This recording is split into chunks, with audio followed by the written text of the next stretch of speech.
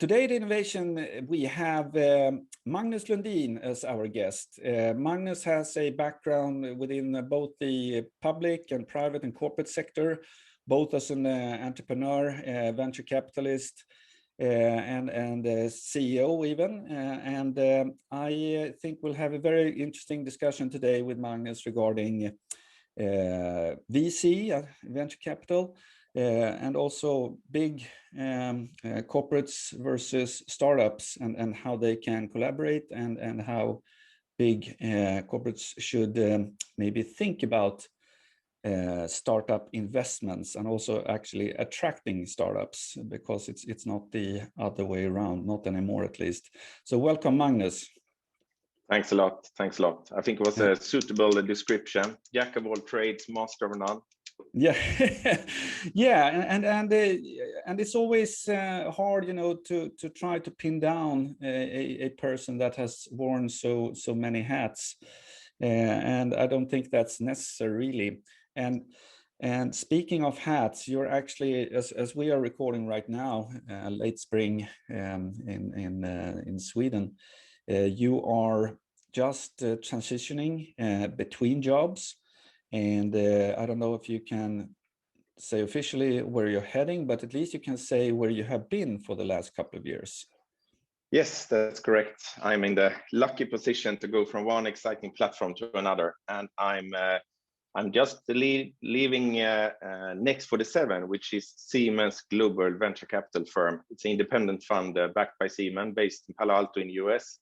And I've been leading the Nordic efforts, the local representative in the Nordics for the last 3 years. And now I'm actually about to join, come June, Scania, and work with Scania's processes for open innovation with focus on strategic venture collaboration. So same but different. Yeah, so you go from one corporations like Siemens and Scania. I mean, Scania is big and a multinational global player. And an industrial company, but still, I think they differ somewhat in size, right? Yeah, it's Siemens is around 400,000 people, if you include the spun out parts. But it's a huge corporation, and many people know Siemens maybe from the kitchens, but it's actually today it's focused on automation, production, and process industries. It's focused on energy generation, transformation, and offshore windmills and all that. And it's also about mobility systems, trains, rolling stock, and all the systems around that. And there is also a healthy nears part where it makes imaging equipment for hospitals and so on. So it's a huge and it's a big industrial platform with many different parts. Scania in that sense is more focused, of course, in trucks and buses and engines, but nevertheless, part of a global ecosystem and on its toes when it comes to innovation as well. Yeah, and both are certainly high-tech companies. But with your work at Siemens and the venture arm there, and also your previous work before that, you were actually heading something called SISP, Swedish Incubators and Science Parks, where, at least from where I sat, I think you did a stellar job there, leading that organization. And there you really had you really placed in the space between big corporates and startups and new companies, and I remember when we met a couple of years ago that there was a surging interest of large companies that really wanted to get in touch with smaller ones, new ones, startups with interesting technologies. And how would you say, during the last maybe 3 years at Siemens, have you seen the same kind of like trend that this has only been reinforced, and how has Siemens been thinking around this? Yeah, maybe I can start super short on CISP. That was a member of association, national association, 65 members, for university connected innovation hubs, science parks, incubators, so on, regional innovation actors, clusters, startup programs and stuff like that, like 5,000 companies here in Sweden. So it was, in the beginning, it was a lot about turning research results into innovation and companies and jobs and so on. It still is, but it became increasingly also a point of interaction for industry, and not only startups then, but increasingly more and more large corporations. And we noticed that and worked a lot with that in CISP. And one of the things that we were part of developing is the Swedish Ignite program, which matches startups and corporates very successfully. After I left, it became very successfully. Oh yeah, but thanks for leaving. Exactly. Sometimes no, but that's the best thing to do. Yeah, I just need to say that the Ignite program that Stina is heading, it's just such an amazing program, and I'm really glad that you guys kicked it off. We really need that. Yeah, it's super cool. But coming back to Siemens, then I think that's a great example on the, well, I actually must say good practice, and but also the need for even faster innovation. Siemens is amazing. It's in the group has over 40,000 people on R&D. So obviously there is a lot of development and in innovation internally, and it's one of the world leaders in all the patent rankings and stuff like that. But even so, if you compare the total R&D budget on a company like Siemens or many others, it's so much more money going into innovative startups and scale-ups. I mean, it's huge, and we also know that startups, tech-intensive startups, is usually very good at identifying new opportunities, the needs in the market and with the customers, and also use technology, existing technology or new technology and new business models to address those needs. And sometimes, especially maybe in business to consumer, they can scale super fast. But in business to business, more and more, the startups needs the corporates and the corporate needs the startups. The corporates needs the new ideas and the drive, and the scale-ups, the business to business scale-ups, they need the corporates for a number of reasons: market access, knowledge base, brand, you name it. And we saw that in my years at CISP, that more and more corporate, Swedish and foreign, were turning to the innovation hubs at the university, looking for innovation. Different types of asks, but it typically came down to they want to stay on top of what is happening in my industry, what's the edge technology, and also recruiting, talented people. And that has been, you said 3 years. If you take that time span, for example, during that time, CVC, corporate investments in startups, for example, in US 2018, it passed the financial VCs in amount of money invested. I'm not sure how it is in the European Union, but I would guess it's similar or close in a way. So the engagement from corporate has exploded, I would say. That's my personal take, in a positive sense. So that's definitely some kind of we've reached some kind of a tipping point there.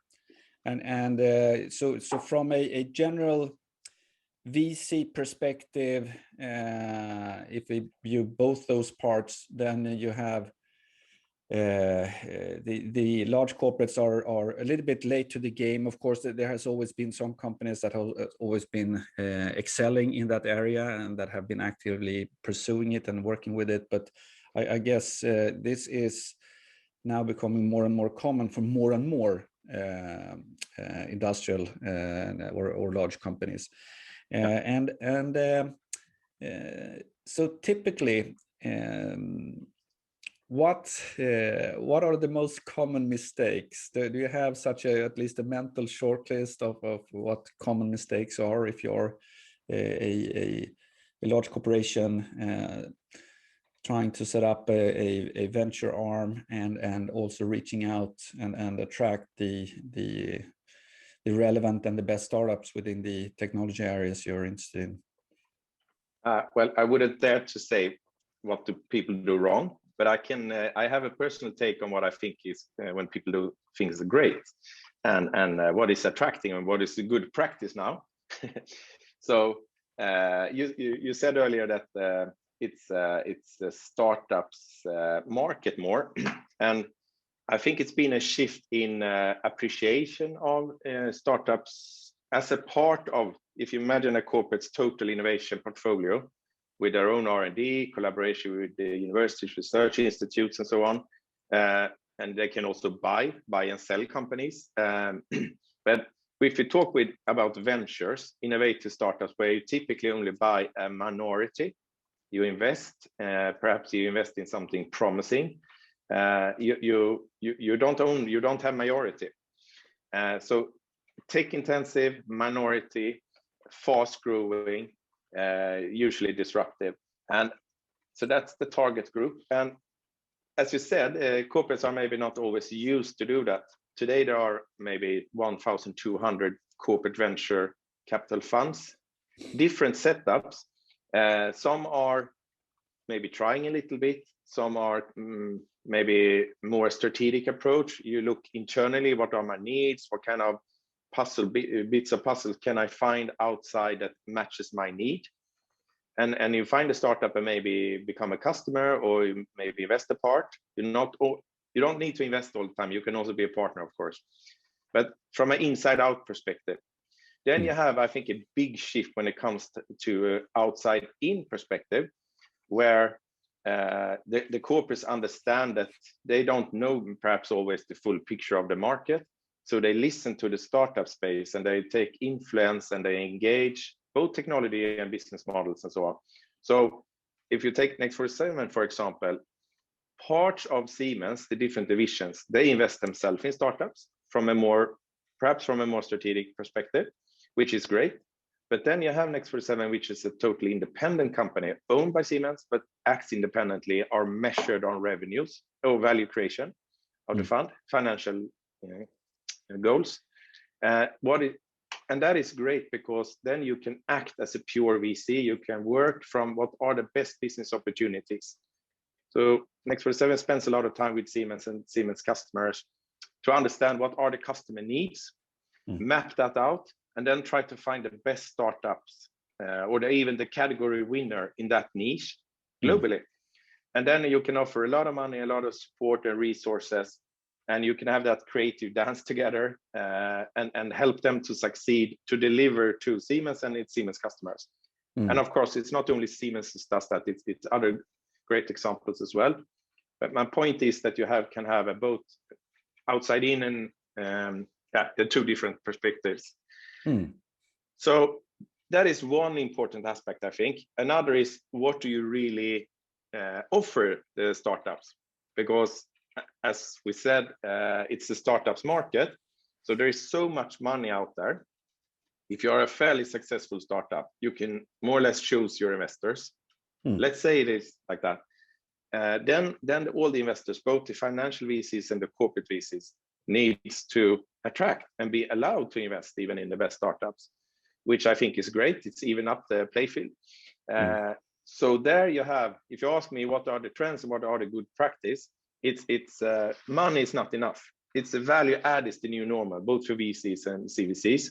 And the value add can be knowledge, it can be a hands-on support, it can be network. And what I personally worked a lot with the last 3 years is that we work very close with the companies, with the portfolio companies, supporting their strategy development and the go-to-market strategy, what kind of segment, what kind of markets, and where can we help to make a difference. It might be intros, it might be sounding boards, whatever it takes to make the company scale. And we compete, we in the sense of Next47, we compete with the best corporate funds for the best companies. And that is also the value to Siemens and its customer, that hopefully we've done a good analysis and we have done a good work to attract the best companies. Then they can start on a higher point and higher quality and more qualifications of the companies they interact with. So I think it's super interesting, and coming from an entrepreneur background, I think it's great that the openness and so on from the corporates has developed that much. It seems that a corporate VC has has kind of like an unfair advantage, because at least if I was a B2B company and I got approached by an ordinary VC that is basically just an investment firm, and then a corporate VC that doesn't only want to make good investments for some kind of an ROE, but ROI. But so what you bring to the table is sort of like not only the things you mentioned, because that could also be brought to the table by a good VC, but basically what you bring in is probably also business, right? And exactly. Clients. Yeah, exactly. But if I may connect to your point on financial VCs, I think they both financial and corporate plays an important role in the ecosystem and in the development of a company, because typically in earlier phases, independent investors are good, because you don't want to lock on a market, you don't want to lock on partners yet before you typically pivot a lot, you know, and they can also be great support in general entrepreneurship and you know, tricks of the trade of running companies. They are startup operators themselves before, but you reach a point where you know where you're heading and you know where you're aiming at least. So then you would typically choose, if you're B2B scale up, you would choose partners out of knowledge base, market access. Can I sell to this company? Can I sell with this company? Can I sell, you know, alongside, or just have the brand in the background? So I think the name of the game right now for all corporate VCs is to show what value can you add? How can I leverage my corporate for you? Can we collaborate with the different you know, businesses within my corporate, or can I also bring you to my customers as a part of an offering of a product, or even just independently? And I think the interesting thing is that it also happens independently. And I can, but referring or inferring from what you're saying here is that would you say that the most common phase also when both a startup might be interested in VC or corporate VC money, and also a corporate VC being interested in a startup, is sort of like actually when they have found sort of like their market and the kind of beginning to see a market fit and the right value proposition. So when they enter into the scale-up phase, is that this phase where most investments are being done between corporate VCs and startups? Yeah, I would agree, yes. But then also the financial VCs typically tag along. So a common syndicate for a business scale-up is that there are one or a couple financial VCs, and then one or a couple or even more corporate VCs in the investment rounds. And the financial VCs typically plays an important role to do for the assessment and the due diligence, and to be perhaps even better sometimes in doing a really good assessment from a business point of view. And then the corporates they do their assessment, of course, but they can also look from their industry, the sector perspective. And it's great. I think it's great to have both types of owners. But one interesting trend on your point also is that I think we see that corporate VCs are going down earlier and earlier phases. So the collaboration happens earlier. So I think that's both good and bad. As we said before, the startup need to be careful not to lock too early. But if you do, and you find a good connection with a corporate or a couple of corporates, it's amazing how fast you can scale. I have had the opportunity to work with companies now that actually we have a handful of dollar unicorns. That doesn't say much, but the thing is they are valued that much because they grow, they sell so much, and you know, the growing number of employees and so on. So it's just amazing to see these entrepreneurs and these teams. I worked with a company last year now that went from around 100 employees to 1,000 here in Europe. In just one year? No, maybe in 2 years. Okay, yeah, but still pretty fast. Yeah. And we had a news yesterday. Was the news about one of the companies, Vast Data, that does flash-based servers. They went from a valuation of 1.2 billion to 3.7 billion in 1 year. And that is because they are the fastest growing data company in history, independently. So if it's such a scale when it's global or at least international. From the now those unicorns, I think it's not proper maybe to use the term startup, but let's just say you have these new entrants. Maybe it's also still quite early. What are, you already mentioned sort of like you don't want to lock in too early, and that means sort of like settle with a one specific industrial partner maybe. So what are the drawbacks, regardless, let's say, are the drawbacks with being associated or financed by one large player within the space, for instance? Does that make it hard for the startup to also sell to the competition to that large corporate investor, or are they sort of like smart about it and sort of like, we don't care who you sell to, we just want to make sure that it actually everything goes well for you as well for us? Well, I think your comment or question has two important aspects. One is that we really have to separate selling to a corporate, which is great, and you can do early POCs, paid POCs to get confirmation on your offering and stuff like that, which is super important, and engage and be a customer relationship. As I said earlier, it's absolutely not so that you want to have investments from all your customers, a few strategic perhaps. And then also, I think that's the main point.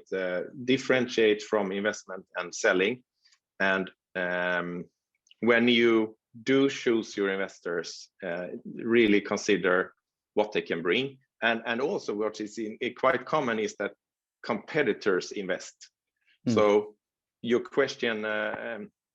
Yeah, you should always be careful and consider, what secrets do you share? Is the customer a potential competitor? You have to be careful. Typically, I think startups shares too little on what they see and what they want to do. But on the other hand, you also need to be careful. And most corporates are the innovation function, the CVC function, and so on, are very good in handling this. But a word of caution, of course. And I'm also interested, sort of like, what is maybe a personal experience and also from other experiences that you have seen now working within this space. What's the typical interaction then between after an investment has been made? It seems like at least you guys, and I guess many of the corporate VCs, they are, at least if it's early in the investment, they also become quite active. I imagine they don't just transfer over the money and then sit back and roll their thumbs. Good point, and I think that has developed a lot. You typically imagine that VCs do a lot of assessment, due diligence before investing, and then perhaps the somewhat unfair picture is that then they just attend the board meetings and lean back. I think most investors are very active in different ways, but it has been refined. It's much more clear. It's much more communicated, and after you have done an investment, I think the best funds, VCs, engage a lot in the go-to-market engagement. And, for example, what we did in Next47 was that we had a separate group. Of course, we all work close together within the fund, but we had a team that engaged with all the companies. Where are you heading? How can we help you? What can we add? And also to support them in their readiness assessment and planning. What market, what order, what customers, how will you organize it? What is your messaging? How do you sell? Who are the personas you communicate towards? And so it can be early startups, but it can also be in later stages, and when they pivot and when they develop and when they go into new markets and so on. You need to, the trick of the trade is to have a repeatability of this approach, and be careful with your resources as a fund and make the most difference. How can we help the company scale the most? Find a new customer in a region, do a GDPR assessment for Europe, or whatever it is. But I think people outside VC would be perhaps surprised how active most investors are when it comes not only to strategy, but also hands-on, putting the ship in the water. That's a really nice expression. I can't recall actually having come across that before. And Peter, sorry for interrupting, but if you are an entrepreneur or even in a management team of a scale-up that have VC backed or are looking for that, that's absolutely, I think, crucial or a good thing to discuss also before you need the money.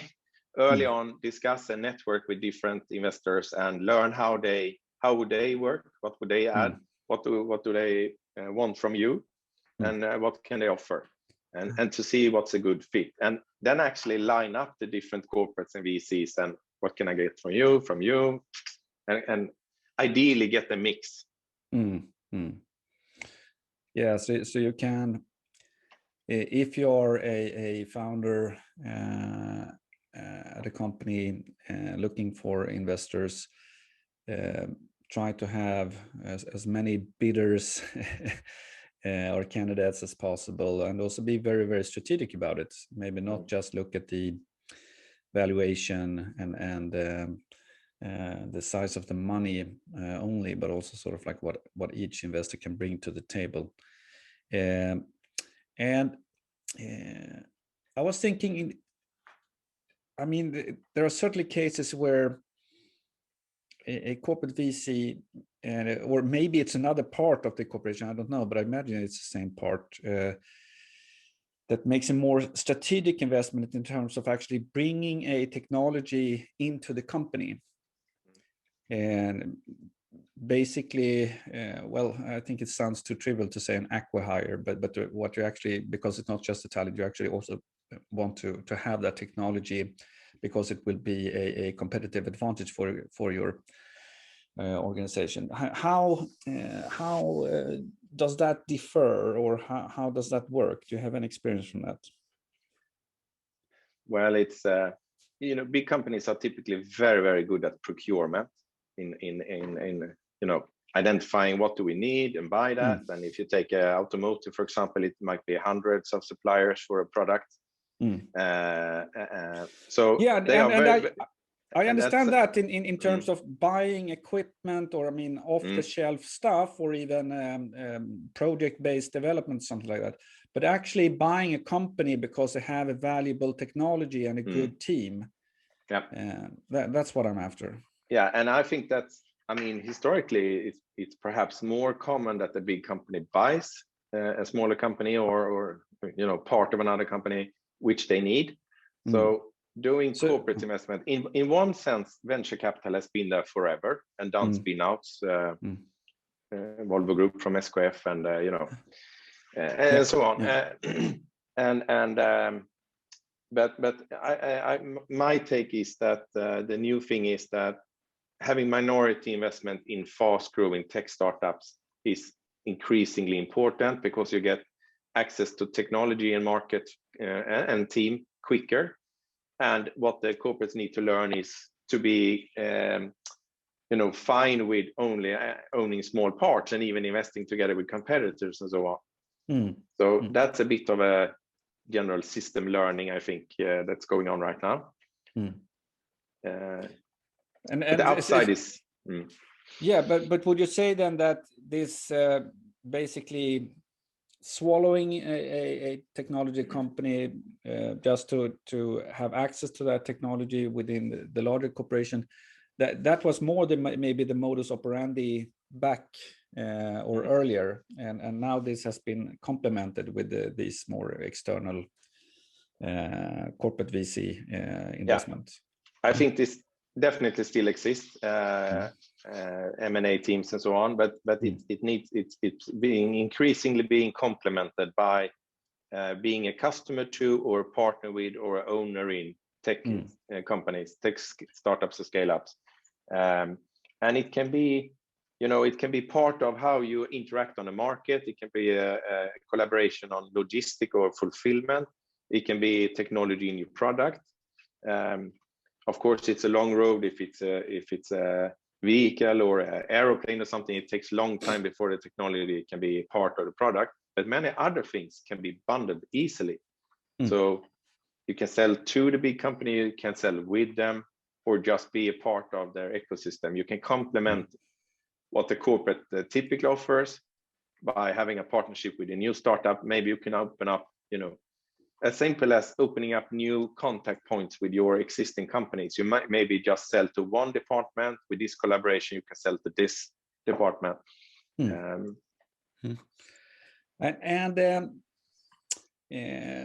I imagine, since if you have a CVC, corporate VC that has done or are doing investments, one part of it is also to sort of like getting access to knowledge and developments and trends within maybe a particular sector that this company is working within. Is there a challenge maybe of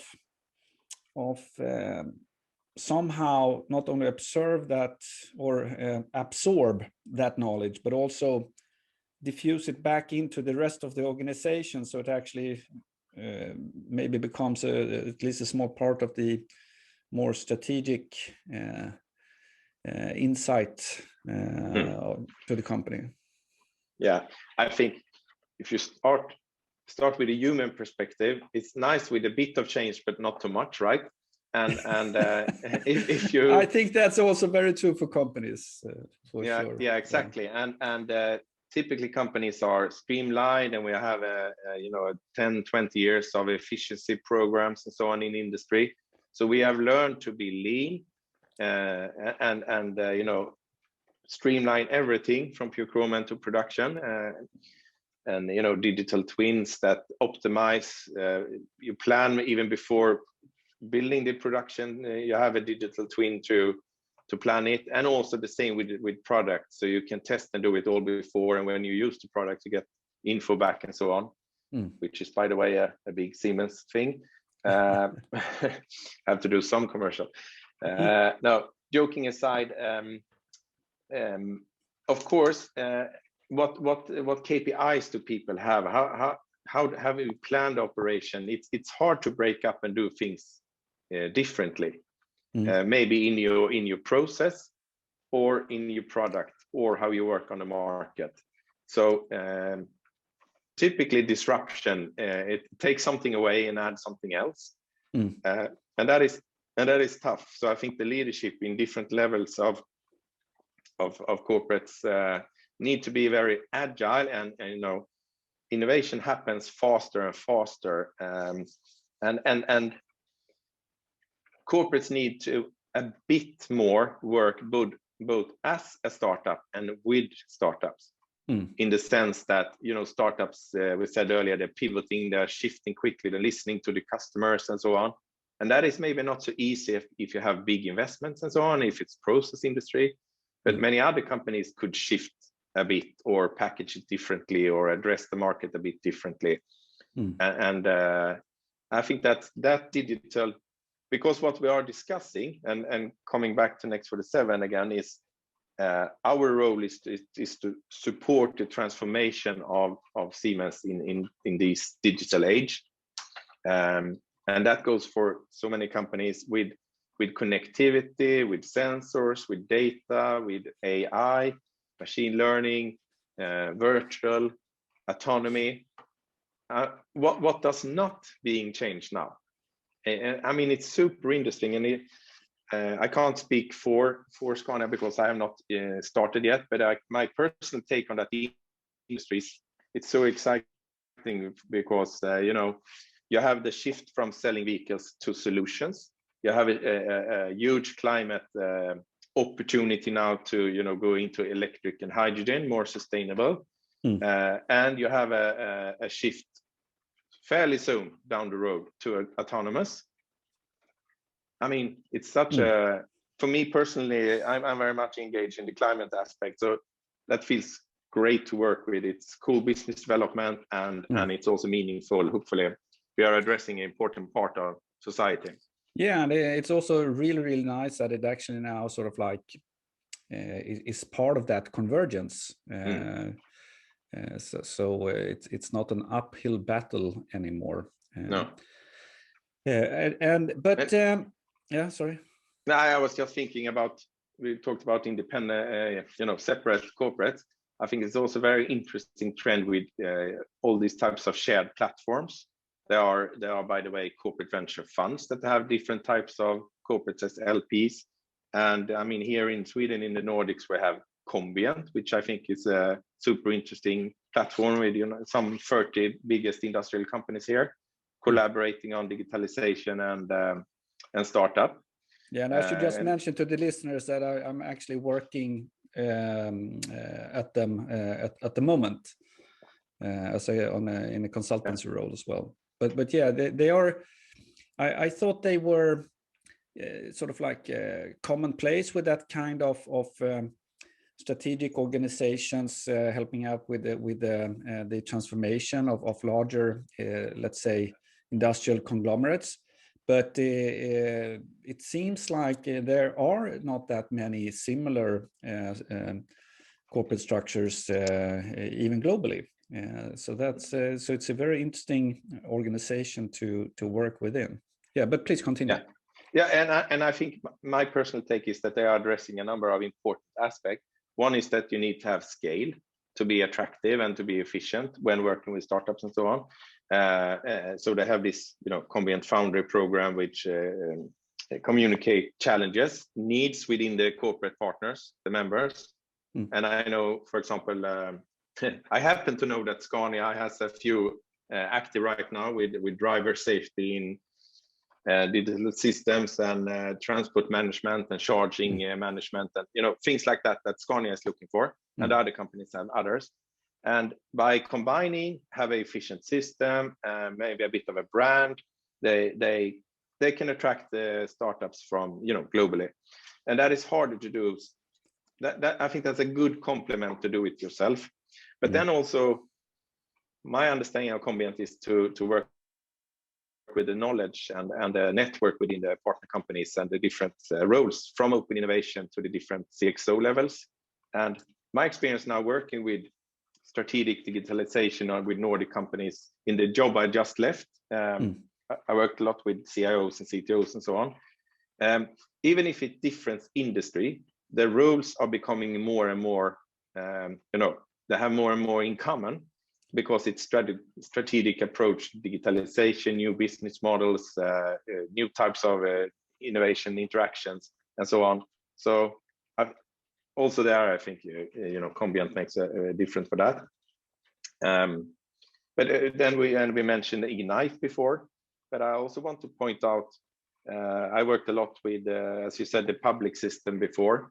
I think they play a very, very important role to, of course, invest in research, invest in the creation of startups and support and all that, incubators and so on, and clusters. But interestingly enough, I will work with a project now funded by Vinnova with the 3 biggest automotive OEMs based in Sweden, in collaboration on developing the processes for how to work with startups and also how to attract startups.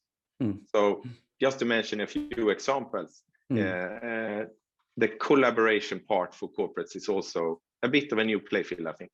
And that's awesome. I think that's a really, really positive trend and development.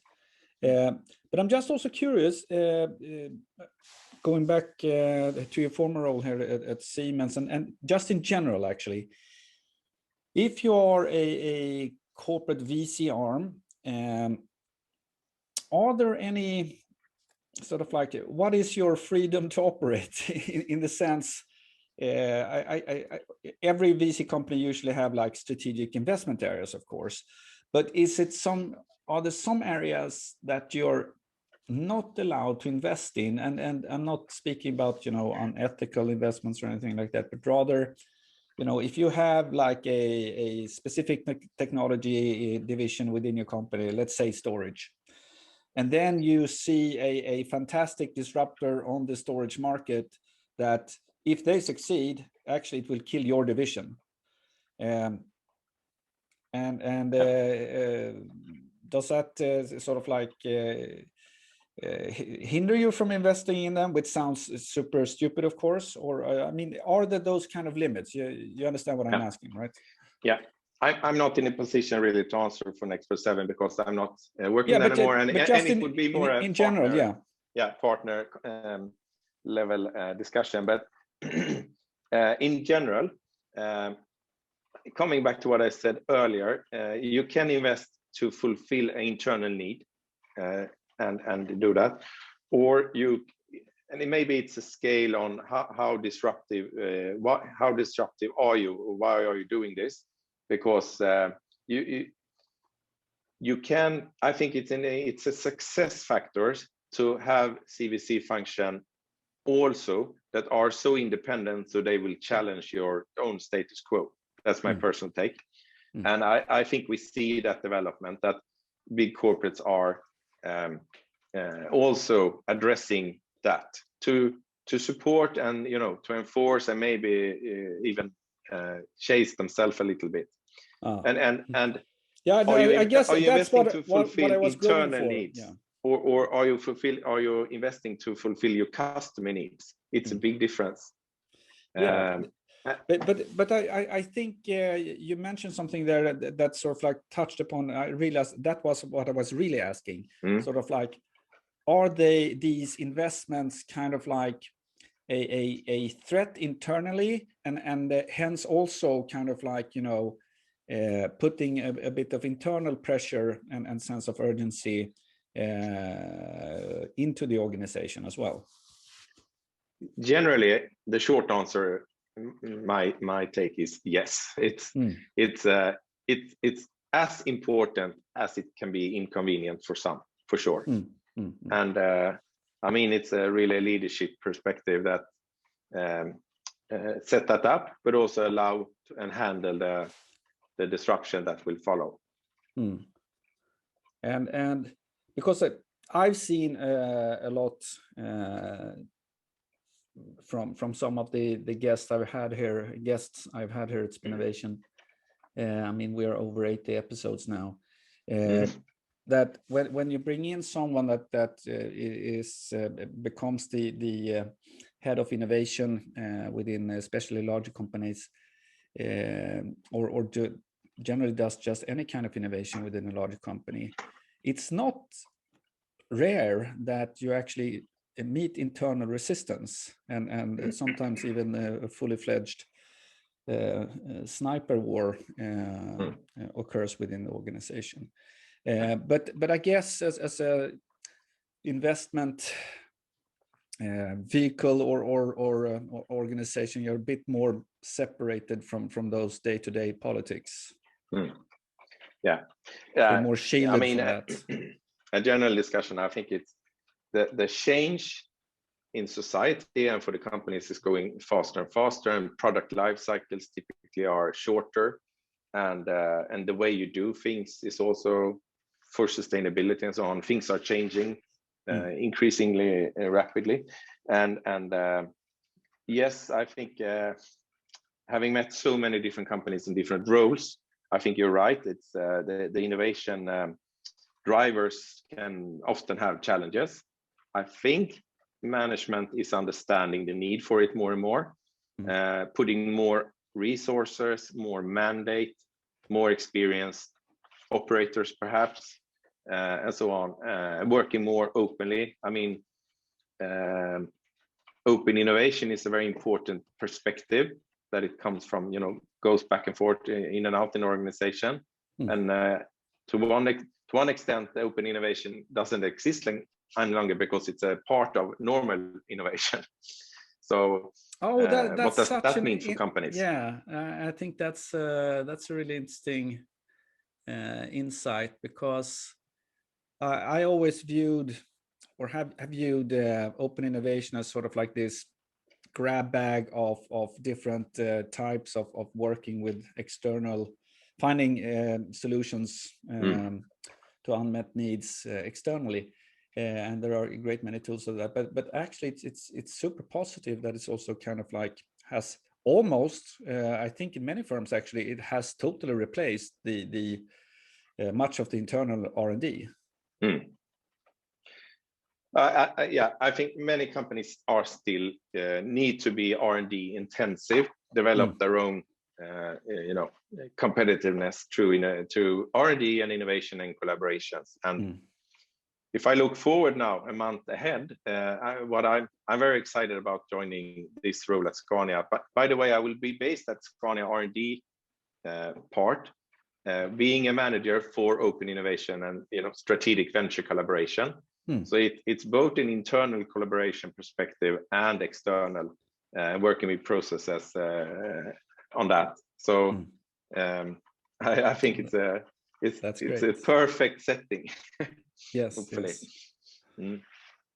Yes. And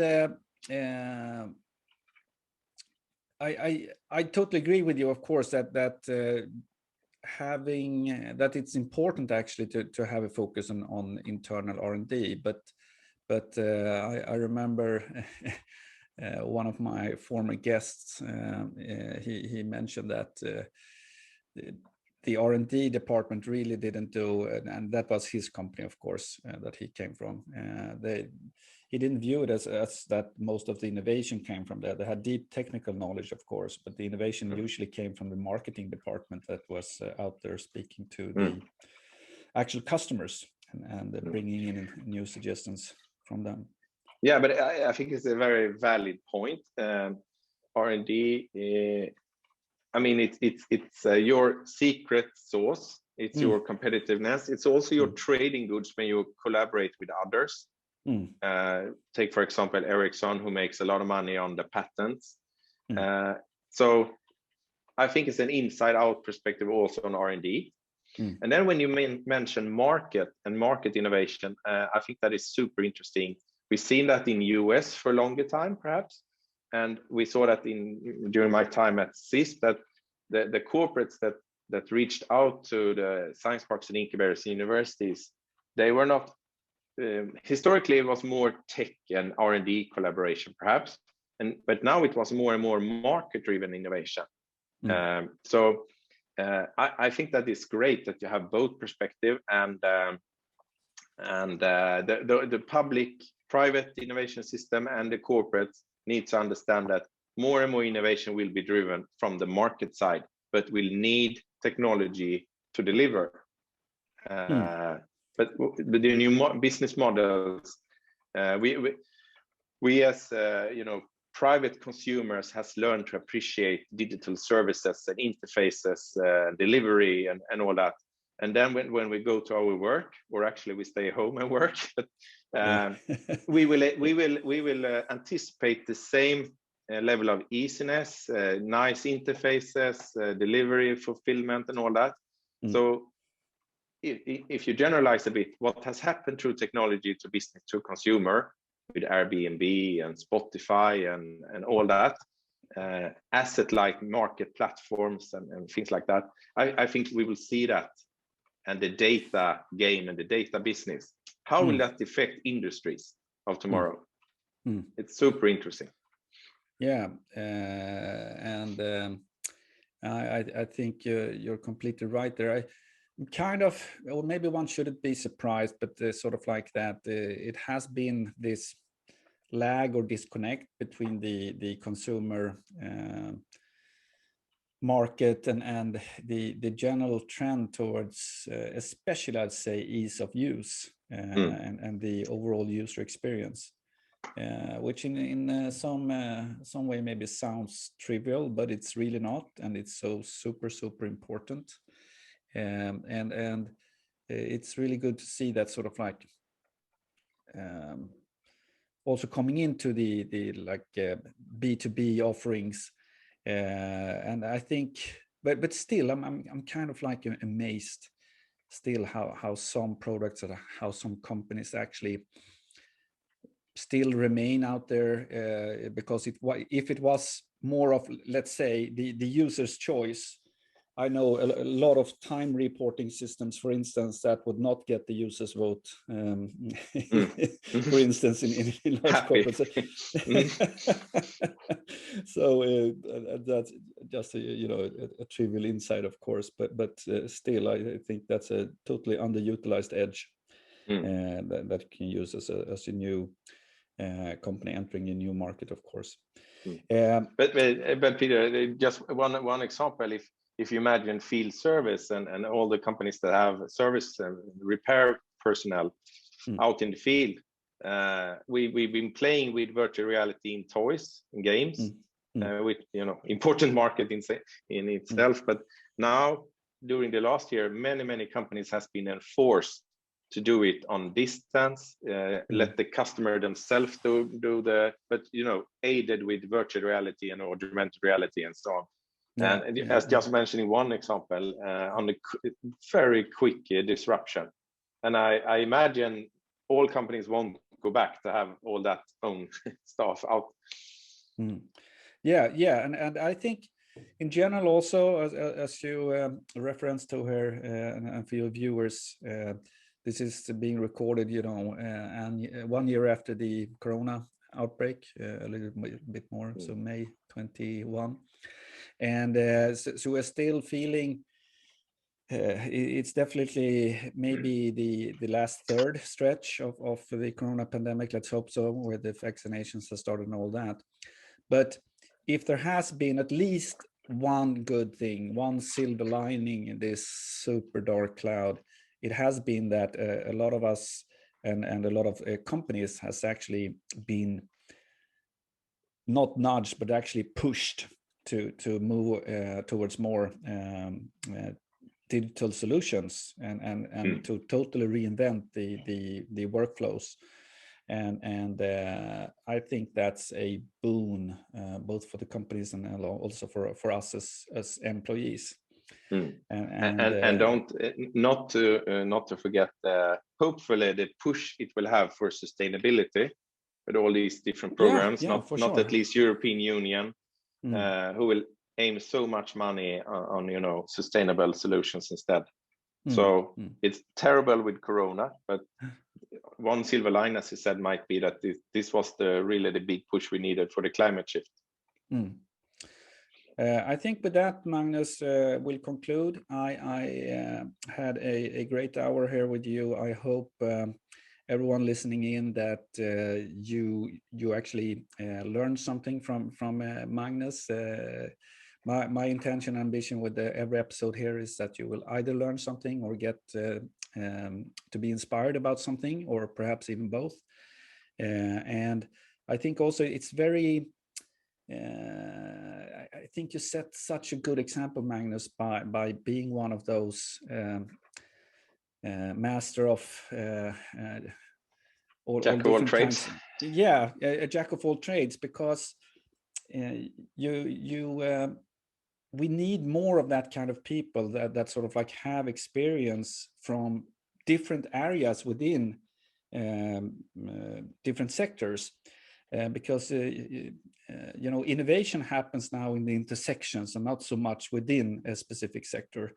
And then it's also important that people that work with innovation also actually have that multi-perspective, multidisciplinary or multi-sectionary experience to bring into it, and everyone will benefit from it. So again, Magnus, thanks for joining me today in this super interesting conversation. Looking forward to talk to you again soon. All right.